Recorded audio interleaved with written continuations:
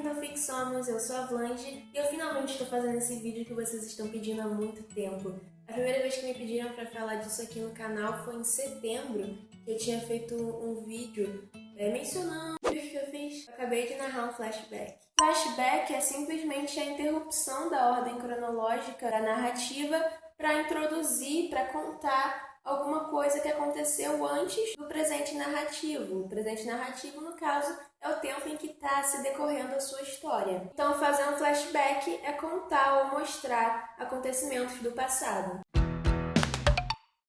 Os flashbacks podem ser apresentados por meio de lembranças de algum personagem, seja por fala ou por pensamento, no caso de primeira pessoa, né? Que o personagem é narrador da história. Ou os flashbacks também podem ser apresentados por meio de um narrador em terceira pessoa que simplesmente interrompe a ordem cronológica para fazer uma narração de algum fato que aconteceu no passado. O primeiro exemplo que eu peguei aqui é do livro As Vantagens de Ser Invisível, do Stephen Chbosky, que é um livro narrado em primeira pessoa. Eu costumava praticar esportes quando era pequeno e era realmente muito bom nisso, mas o problema é que sempre me deixava muito agressivo e os médicos disseram à minha mãe que eu teria de parar. Aqui, nesse exemplo, o personagem está contando alguma coisa que aconteceu antes do presente narrativo? Flashback. Apesar disso não ser uma cena e sim um resumo, ou seja, o personagem contando resumidamente uma coisa que aconteceu, sem falas, sem cenário, sem nada do tipo,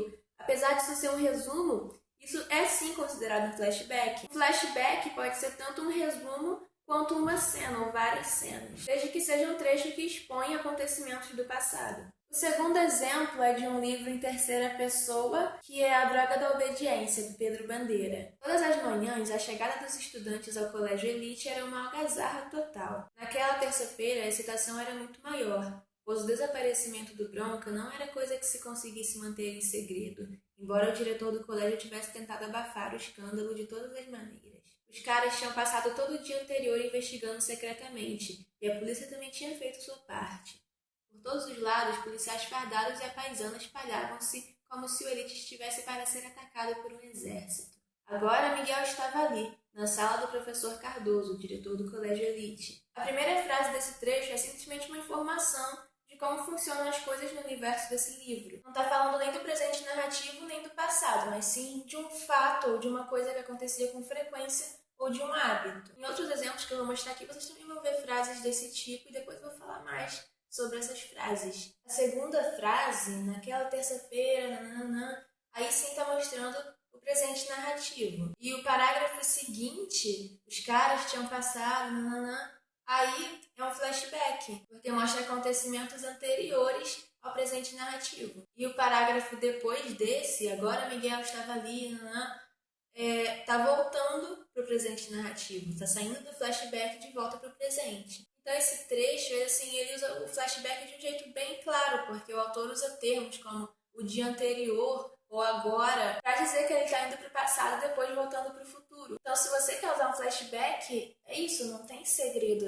É só você dizer que você está indo para o passado e para o futuro, só você dizer que você está mudando o tempo, igual Pedro Bandeira fez nesse trecho. E é claro, esse não é o único jeito de você fazer um flashback, mas é o jeito mais básico, vamos dizer assim. E ainda existem jeitos de apresentar um flashback que não são simplesmente fala, nem narração em primeira pessoa, nem simplesmente narrador em terceira pessoa voltando para o passado. Existem outros jeitos, é só você criar, só você usar a sua criatividade. Um exemplo é o que o Aldous Huxley fez em uma parte do Admirável Mundo Novo. No caso, é um diálogo, O John falando com o Bernard. E aí o John fala assim: mas o que é que devo dizer? Desde o começo, desde a época mais afastada que você possa recordar.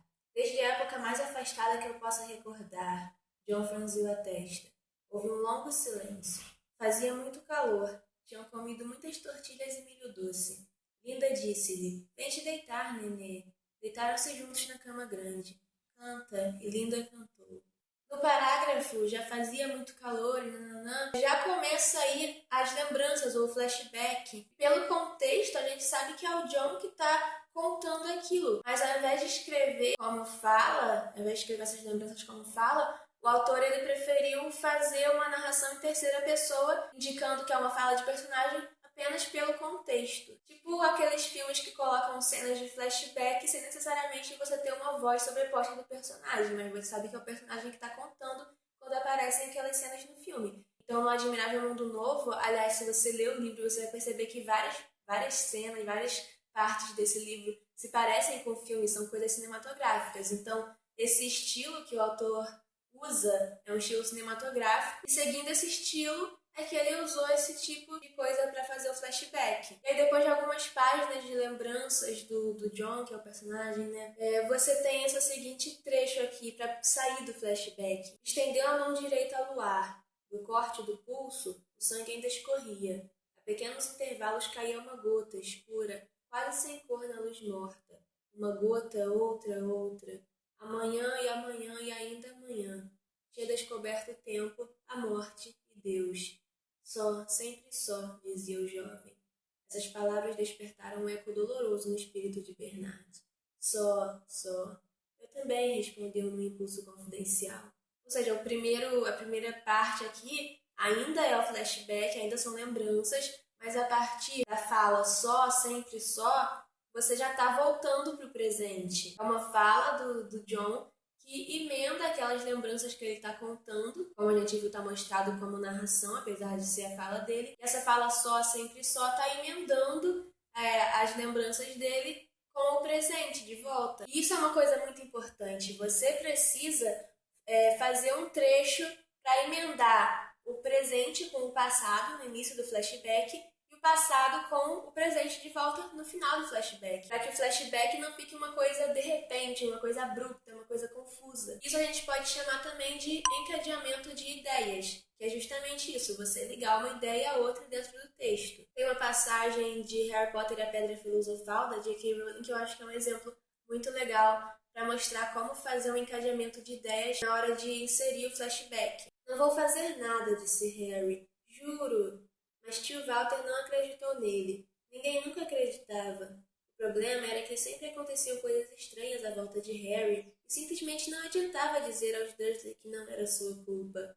Uma vez tia Petúnia, cansada de ver Harry voltar do barbeiro como se não tivesse estado lá, apanhara uma tesoura de cozinha e cortara o cabelo dele tão curto que o deixara quase careca, exceto por uma franja que ela deixou para esconder aquela cicatriz horrorosa. A fala do Harry e a frase "mas tio Walter não acreditou nele" são trechos que representam um presente narrativo. São ações no presente narrativo. E aí, ninguém nunca acreditava nele. E o parágrafo seguinte, o problema até sua culpa, é um pequeno resumo que a autora coloca para introduzir o flashback, que é aquele tipo de frase, lembra que eu falei do exemplo do Pedro Bandeira? Frases que falam sobre fatos, situações frequentes ou hábitos. Esse tipo de frase é muito usado para fazer encadeamento de ideias na hora de escrever flashback. E aqui, nesse exemplo do Harry Potter, a gente vê como a autora fez um encadeamento a partir do fato de ninguém acreditar no Harry. Como se ela estivesse falando assim, ninguém acreditava no Harry porque as coisas que aconteciam com ele eram estranhas demais. Aqui, pra você ver como as coisas eram estranhas, eu vou contar uma coisa aqui, ó. Tia Petúnia uma vez foi cortar o cabelo dele.